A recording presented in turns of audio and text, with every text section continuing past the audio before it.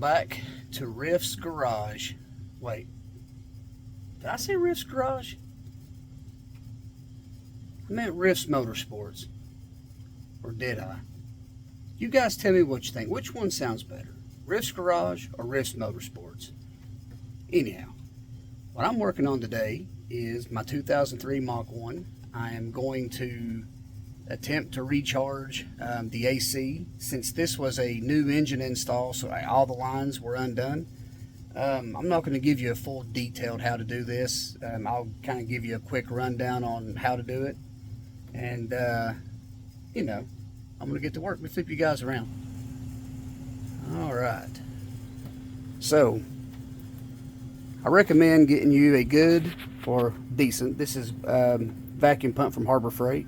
I bought this on Facebook Marketplace, and the gauges, I think I give a guy like 125 bucks for both of them. And I've already used this like twice, so it works really good.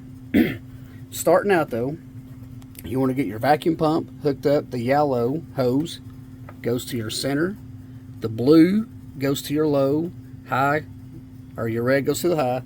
And if you look right here, these will only go on like they're one's bigger than the other. So for those that don't know, the high side has a bigger fitting than the low side, so you can't get those messed up. So what you want to do is you want to make sure all your valves are closed up top. You want to open these. So when you open these, you see little arrows that say open and close. Overlook the dripping. I have a water pipe that's leaking, so I got to fix that too, probably tonight. Alright, so we're going to open up both of these lines. You want to make sure that they're on there good. You don't want them to pop off. Alright, the next thing I want to do, turn my vacuum pump on. Alright, hear that. Now, right now, we're just pumping on the manifold. We're not pumping on anything else. So now I'm going to open up these. See the needle go down? See that? Open up the high side. Yeah, now she's really screaming. So all that smoke is this for the pump's heat. Is basically the oil in there that's actually boiling off. So we're going to let this pump down until we can get her down as low as we can get it. And then once we get this gauge right here down as low as we can get this, then we'll shut the valves off, turn the pump off, and we'll make sure that there's no leaking lines. We'll let it sit here for 5 or 10 minutes. And the needles, especially that one's on a little stop. It can't go no further. But we'll watch this one, and after about 5 or 10 minutes, this needle should not move. If it starts to creep back up, then we know we have a leak somewhere. So I'm gonna let this pump for about 10 or 15 minutes, and then we'll do another leak check for about 5 or 10 minutes, and then I'll get back with you guys. Stay tuned. Alright, I'm back. So the pump is still running, but what I done was I shut off these valves right here, so that's going to isolate the pump from everything else. So we'll just sit here and we'll wait. Tell you what, I'm going to hold the camera up, and I'm just going to stand here as still as I can for the next 10 minutes. And I want you guys to watch that needle. If it moves, let me know. You can just yell at me. My name's Bill. Just yell real loud, and then I'll hear you. And then, you know, we can fix the leak right there. So far, that's not leaking. See that? It's on 30 inches of mercury, basically. See that? It's not leaking. I've held you here for about 30 seconds. Do you think you guys could hang on another 5 minutes? Good. Watch it. Watch it. Make sure. Oh, is it moving? No, that's just me. I'm moving. We're all good. Oh, she's still holding pretty solid. Let's back up a little bit.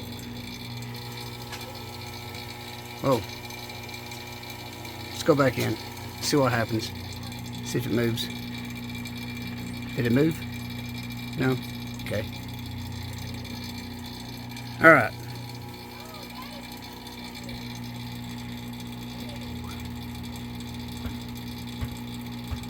Yeah. All right. So I'm gonna let you guys go for now. I'm gonna come back in a few minutes and see if it's moved. And if it's not moved, then I'm gonna open the valves back up and we're gonna let her run for about 45 minutes, an hour, maybe enough time for me to go eat dinner. And then I'll come back and we'll get her filled up. While we're waiting, let's go outside and see what the kiddos are doing. There's this little dude that lives across the street from me. His name is Jackson. This kid is literally cool as a fan, but half the time he's in whitey tighties, no shirt, no socks or shoes, so it's pretty funny. But he's out here right now playing. Let's go here and let's kind of see what they're doing. You want to? Let's go check out it. Overlook the mess in my garage.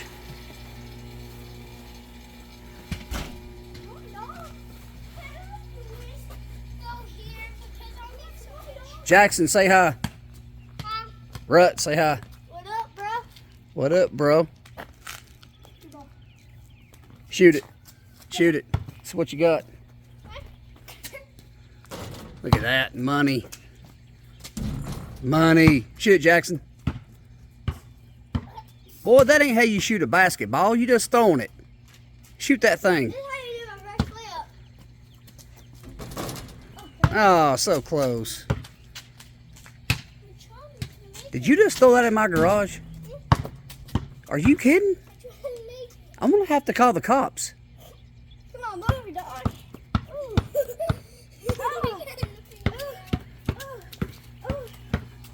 Okay. Rut. What? Deuces. Peace. And money. He made it. Always money on my game. Always money on his game, he says. Make me a YouTube channel.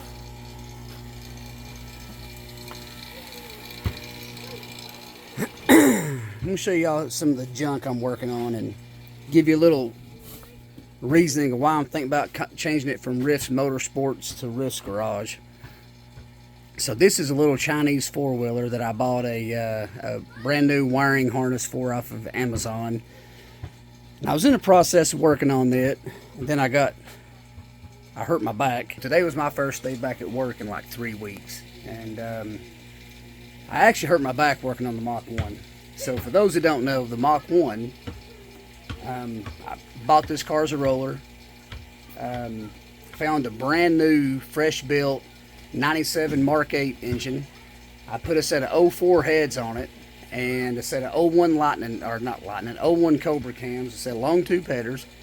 Got it running, drove it, put about 120 miles on it, and it broke the driver's side secondary chain. When I tore it apart and inspected it, come to find out, I must have forgot to tighten up the bolts that hold the actual tensioner on, because the bolts had backed all the way out. They didn't break, they backed all the way out, and I found one on top of the engine. The other one's in the oil pan, so it ain't going nowhere. Whenever I change the oil, I'll take a magnet and fish it out. So anyhow, long story short, I put this thing back together, and Yeah, it's nice. when I got it back together, started driving it, runs better than it did before. And then I noticed that every time I would come to a stop, there was oil smoke boiling out from underneath the hood. I first thought, well, it's just oil that I spilled on it when I had it tore apart. Well, then it got worse. Come to find out, on the driver's side head, you know, the 4 valves and maybe the 2 valves, they have an O-ring style valve cover gasket. Well, these things are so tight to work on. When I put it back together, I must have bumped it. The gasket come out, and now when you driving down the highway or the road and you're up to like 2 to 3,000 RPM and you're building pressure in the engine, it just leaks oil on the exhaust. When you're idling, low speed, it's fine. So anyhow, that's why the car's not actually being driven too much right now. But I am in the process of doing the AC on it, because when I do get the valve cover fixed, I want to be able to have AC, because it's starting to get hot here where I'm at. It's probably going to be a while before I'm able to work on it because of my back. It's pretty tough doing what I'm doing right here, and I'm really not doing that much. But so, long story short, that's the deal with the Mach 1. I had a ton of good content that I should have filmed, and I didn't film it. So it's kind of my bad. It would have made some really good videos. But back to the Riffs Garage versus Riffs Motorsports. It used to be when I very first started it, it was Riffs 86 Capri because of my Capri. For those that don't know, I have an 86 Capri, and I've owned this car since 1999. And it's been my slow project car. I'll kind of work on it here and there, and then I'll drive it a little bit, and you know, it's pretty fun. But then I got the Mach 1, and the Mach 1 is just a much smoother riding car. It's better drivability than the Capri. It's not as fast. Actually, it's not nowhere near as fast. But, so then, you know, I got to thinking, it's like, well, I have more than a Capri now. So Riffs 86 Capri kind of pigeonholes my channel, right? So then I thought, well, Riffs Motorsports. I've always been a huge fan of all the old school Ford Motorsport stuff. So I changed the logo to Riffs Motorsport, and I kind of robbed the Motorsport off of the Ford logo.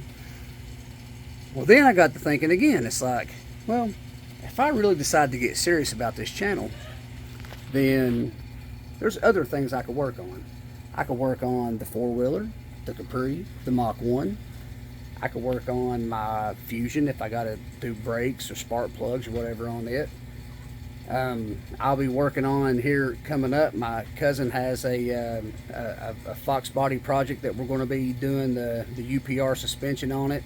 We're going to be doing the Holley Terminator X Stealth. So that's going to be cool because it uses a carb style intake. So you know, there's a lot of things in the future coming up that made me decide that I think I'm going to change the channel to Riffs Garage. Right now I'm in the process of redesigning the logo. I probably want to keep Riffs the same, and I'm trying to figure out a way where I can take the same font and the tri-blue off of Motorsports and put Garage there, see how that works. I'm not really sure yet, but hopefully, you know, I'll be able to get something like that done here soon. And just stay tuned for that, because hopefully in the next 2 or 3 weeks I'll have time to get that done. And then, like I said, once my back starts to heal up, I'll be able to do more work and film more videos. But in the meantime, it's going to be doing easy stuff like this. And to be honest, me filming this was kind of a last minute thing. I don't even have my GoPro. Sorry about my finger. I don't even have my daggum GoPro. It's upstairs right now. So this is all going to be on my cell phone. Which is why if you look at my eyes every now and then, I'll kind of look over at myself instead of the camera. So it's like, it's kind of gets annoying. I catch myself doing it all the time though, so it's kind of part of it though. But anyhow, the vacuum's still pumping down. I'm gonna let this thing pump for probably another 20 minutes or so, and I'm gonna come back down and shut off the vacuum, or close the valves off, shut the vacuum pump off, start the car up, and basically start putting in the actual Freon. And I hope I have enough. If not, I have to go get some more probably tomorrow, not today, because it's already kind of late here. But anyhow, I'll see you guys in a minute. Alright, I'm back. So now what I'm going to do, I'm going to shut off valves here.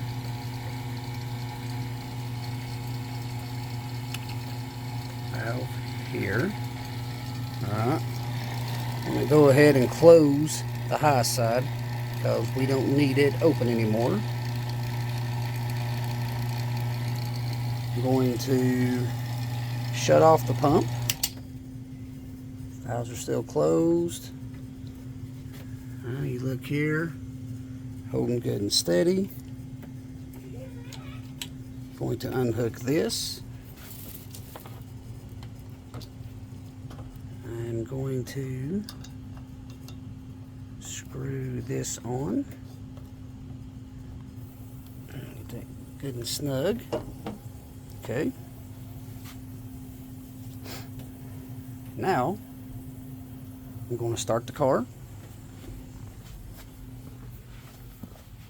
This thing starts up fantastic too, by the way. Overlook the junk in the floor. So what happens is, when I start a project, I end up getting busy on that project and overlook the crappy camera work just now. Put this thing in neutral.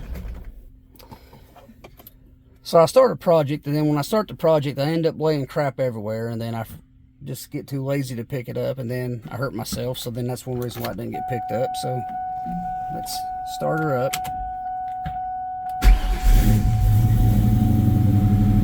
Alright, I'm going to turn it on max AC. Turn the fan on a little bit so we can feel it blowing out. Go.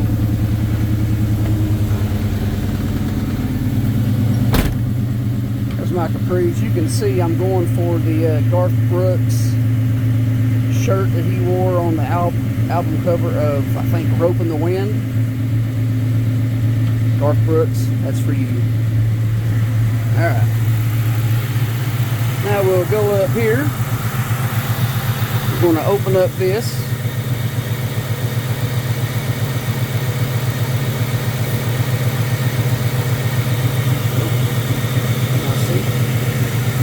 I don't have a screwdriver on me, so we're going to take my trusty old Columbia knife and River Tool Company knife. Let's purge that.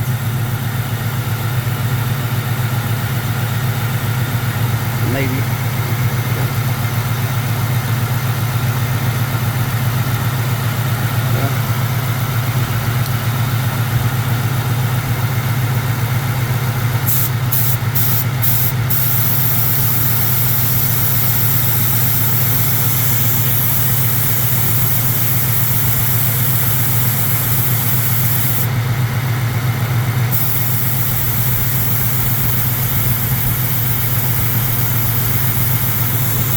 Maybe. That may be full of just air.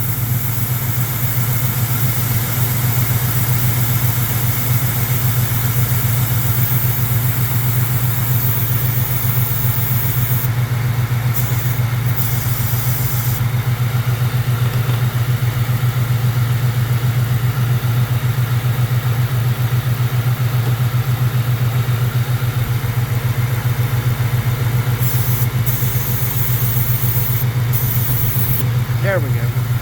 Now, open this up. Alright.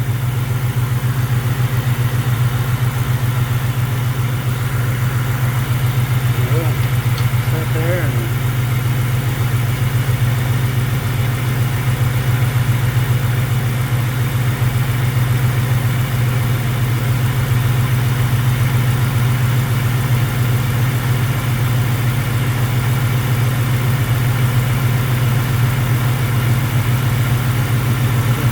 side glass, you can see a little bit every now and then.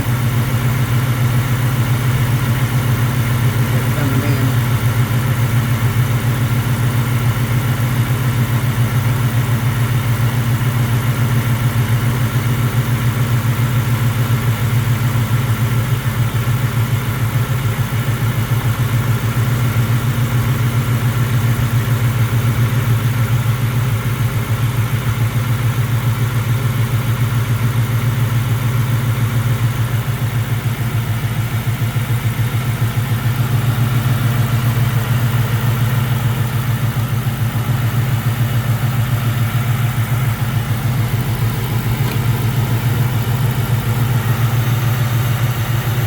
Waiting on the compressor to kick on. Gets enough in it. That light's bright.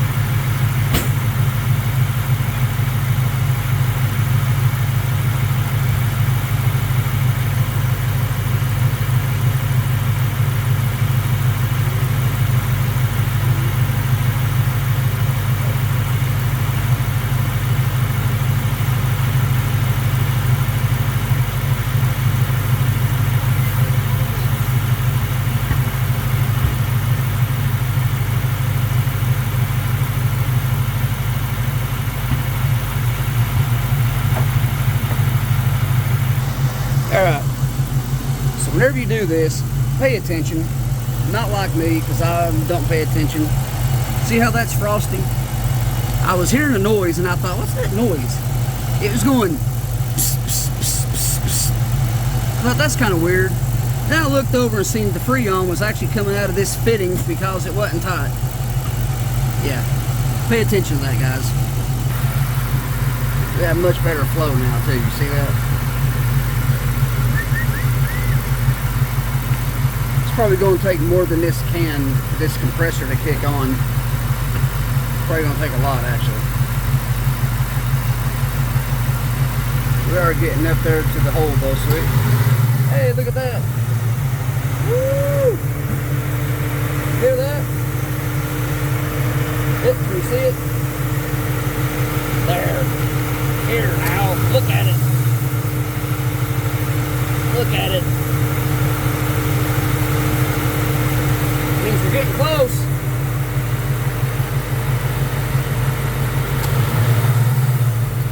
Woo! I like that sound.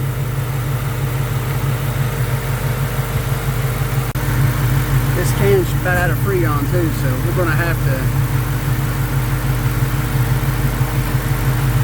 This can's about out of Freon, so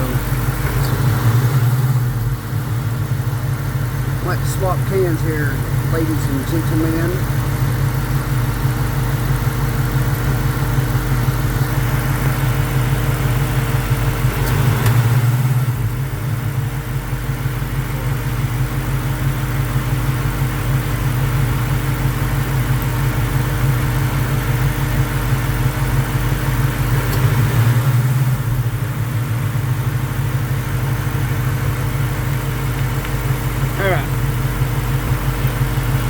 Put you guys down for a minute, swap cans, and continue on. Whenever you swap cans, be sure you close your valve.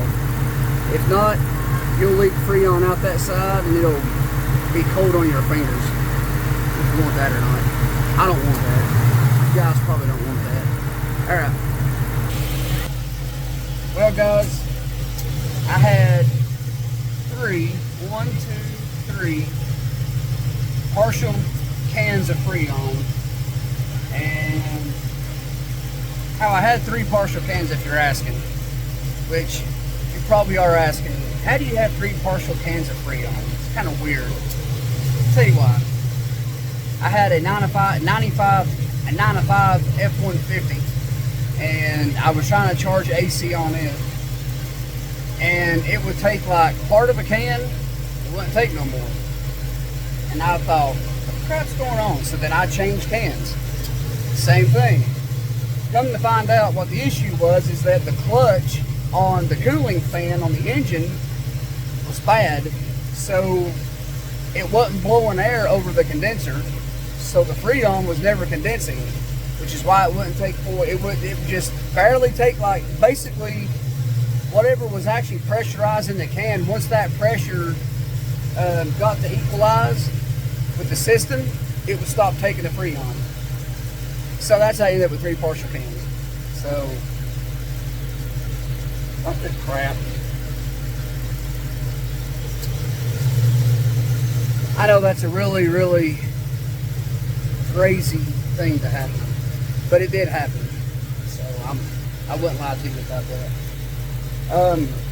So now the compressor is kicking on and off. See right there? No, that's a radiator hose. That's not a compressor. There's a compressor. Not that. That's a tensioner. Water pump, alternator, crank below. If you watch it kick on and off, that means that I still need Freon. So I don't know if I'll have time tonight to go get Freon. So anyhow, I'm curious what little bit it has ran. Let's look and see what the our little thermometer in here is reading. See if it's actually blowing out cold air. Heck, far it's blowing out cold air. Feels cold. You can't feel it because you're not here. Look at that. You see that? 40. Can you see that? No, I'm asking. Can you really see it? I can't even see it. Oh, you can see it there. 40 degrees. It's not even fully charged. It's pretty cool. Oh, look at that. These things smell fantastic. You can't see it. It's dark shadow gray Mach 1 little rubber thing that was in the car when I bought it. Look how cool that is. Pretty cool. So, anyhow, the moral of all this story is before you start a project like this, be sure you have all the parts to do it. Not like me, where you assume you have the parts to do it, and then you end up not having the parts to do it. And then you get halfway through a job, and then you're partially done, not quite done, but you're done enough to where if I was out in 90-degree weather, this would be enough to keep me cool with the windows up. So, you guys want to hear a rev? Yeah. I do. Oh, what's happening? Here we go, ready? Do that. Look at those gauges.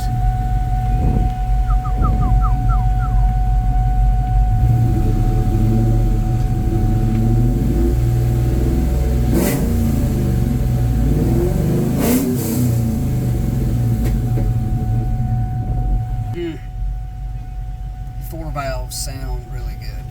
Just want you guys to know. Still holding at about 40, 42 degrees. Could be a little bit colder, but it's turning on high. Pretty good right there.